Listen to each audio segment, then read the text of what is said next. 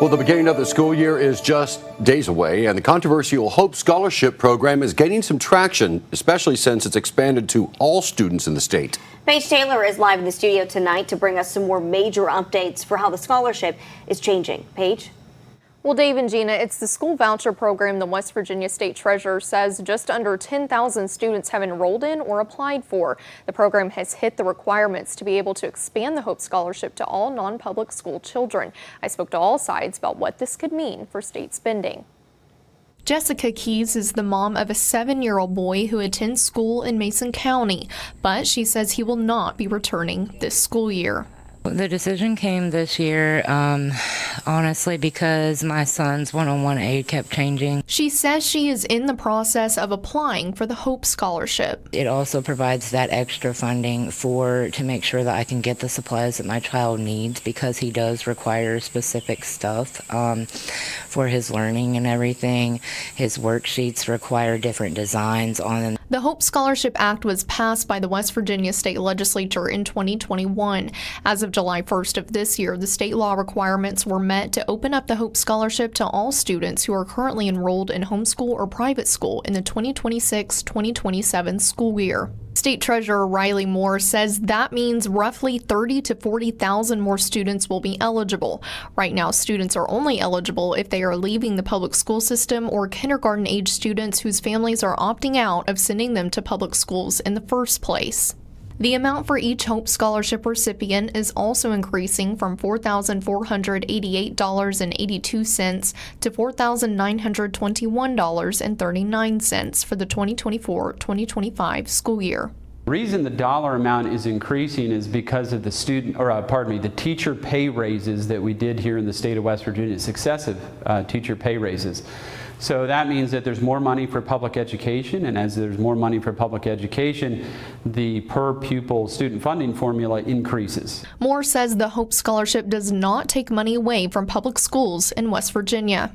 Well, it's potentially taking students away from the public school system because they're choosing another route where they're not going to have the obligation to educate that child.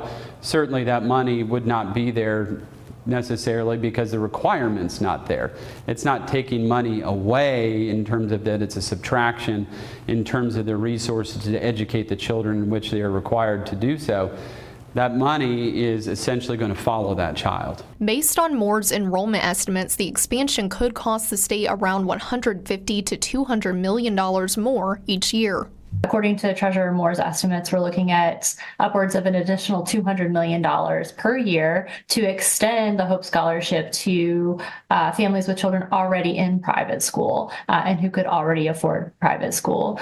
We've seen all over the country these programs largely do benefit higher income families who would have already chosen private school. Kelly Allen also noting how an income tax cut coupled with more spending on the Hope Scholarship might impact the public school system as it grapples with the loss of COVID funding come September and population decline.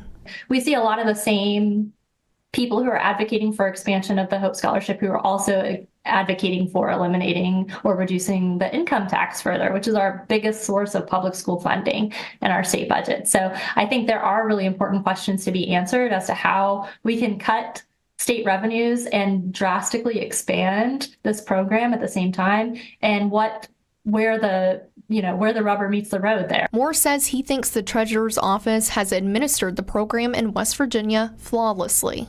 The state of West Virginia has been a real leader in educational school choice and freedom in the United States. I think that we're going to be a model for many states around the country. And it's not too late to apply for the Hope Scholarship. However, the application window to receive 100% of the scholarship funds for the 2024-2025 school year has already passed. But new applicants can still apply to receive a portion of the scholarship funds through February. Renewal applications should be submitted between January 3rd and June 15th each year. If you miss that deadline, you can apply as a new applicant. And for more information on the Hope Scholarship, click on the link in this story on our website. Live in the studio, Paige Taylor, Eyewitness News. Thanks so much for watching. Here's another video from Eyewitness News. Just click right here to subscribe to our channel and make sure you hit that bell notification to get the very latest.